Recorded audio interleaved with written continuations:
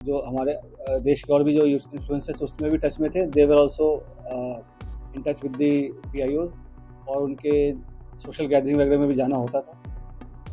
During the conflict she was in touch with the पीआईओज। ठीक है, तो जो जो पर्सनल नॉन गेटा जिसको डिक्लेयर कर दिया गया, तो ड्यूरिंग द कॉन्फ्लिक्ट वो शी वॉज इन टच।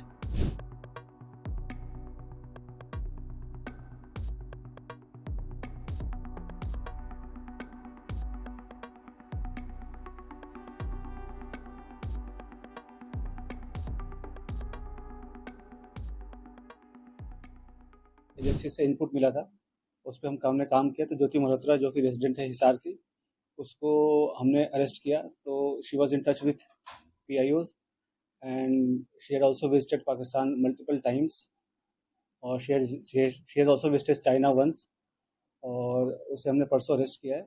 और उसकी हमने अभी 5 दिन के पुलिस रिमांड के लिए, तो उसमें जैसे उसकी पूछताछ चल रही है, जो इन्वेस्टिगेशन है वो चल रहा है अभी। और जो उसके फाइनेंशियल ट्रांजैक्शन है उसको हम एनालाइज कर रहे हैं, जो भी उनके ट्रैवल डिटेल्स हैं, कहाँ कहाँ गए हैं, किस किस से मिले हैं, वो सब एनालाइज कर रहे हैं। We are in touch with central agencies, और उनके कोऑर्डिनेशन के साथ हम इसको काफ़ी गंभीरता से इसकी हम अनुसंधान कर रहे हैं।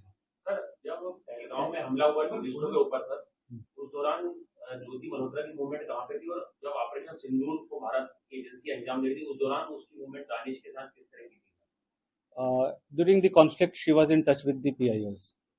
ठीक है, तो जो जो पर्सनल नॉन गेटा जिसको डिक्लेयर कर दिया गया, तो ड्यूरिंग द कॉन्फ्लिक्ट वो she was in touch, but she did not have any direct access as such with any very important. Direct access नहीं था उसके पास किसी मिलिट्री या डिफेंस के इन्फॉर्मेशन को लेकर, जो हम इस स्टेज पे कहीं कि उसने उसको दिया है।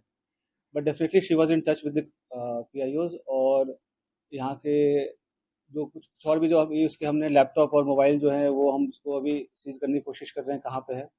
वंस वी सीज इट और उसका हम फोरेंसिक एनालिसिस करेंगे, तो उससे भी काफ़ी सारी चीज़ें क्लियर होंगी कि क्या क्या इन्फॉर्मेशन उन्होंने एक्सचेंज की है। हाई कमीशन के लोग एक एसेट के तौर पर यूज कर रहे थे? बिल्कुल, they were developing her as an asset.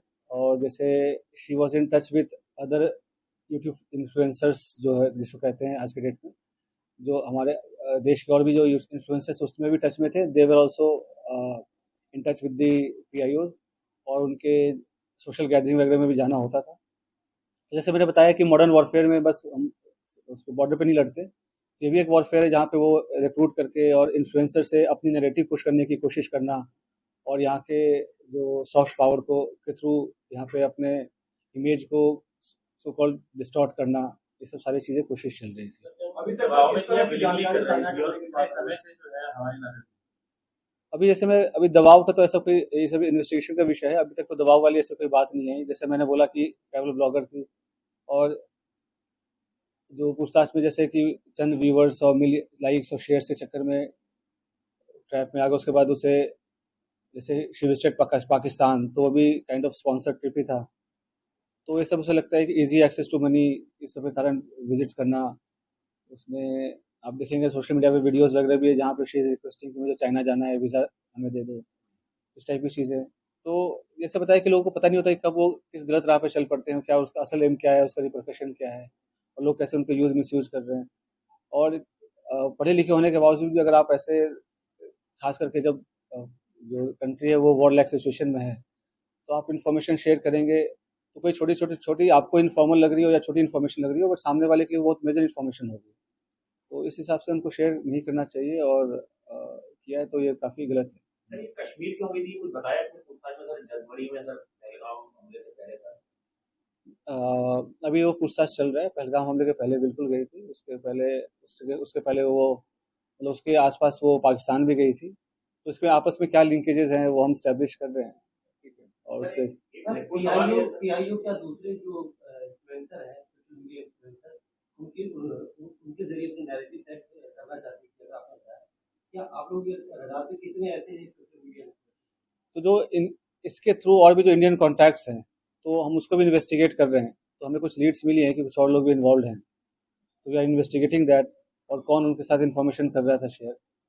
और तो 2-3 दिन में हमारे चीज़ें और क्लियर हो जाएंगी, हमारी फॉरेंसिक एनालिसिस भी हो जाएंगी जब तक उनके डिवाइसेस की, तो will be able to brief in better sir, manner. एक 2024 का वीडियो अपलोड है यूट्यूब पे, वो काफी इंपॉर्टेंट है सर आप लोगों की जांच में, जिसमें वो पाकिस्तान हाई कमीशन में पाकिस्तान डे पे दिख रही है, वहाँ पे दानिश अपनी वाइफ से उसको इंट्रोड्यूस कराता है, सर वो चीज को रूल आउट करें कि उसमें कितने इंडियंस थे, वो किस पर्पज से वहाँ पे गए थे, क्या उसमें भी सोशल मीडिया इन्फ्लुएंसर या ब्लॉगर थे वहाँ पे जिनको पाकिस्तान हाई कमीशन ने ऐसे ट्रैप करने के लिए वहाँ पे बुलाया था? देखो ऐसे सोशलाइजेशन अलाउड होता है, नहीं फॉर्मली अलाउड होता है, बट आपको हमेशा समझना चाहिए उनकी मंशा क्या है। और पाकिस्तान हमारे लिए एक नॉर्मल कंट्री नहीं है, ठीक है। तो मल्टीपल विजिट्स करना, उनसे सोशलाइज करना, to remain in touch during the conflict also, ठीक है, और कुछ फेवर्स एक्सचेंज करना, तो ये सब तो definitely it's an offence and it endangers the unity and sovereignty of the country. Sir, इससे पहला वाला ये हमला और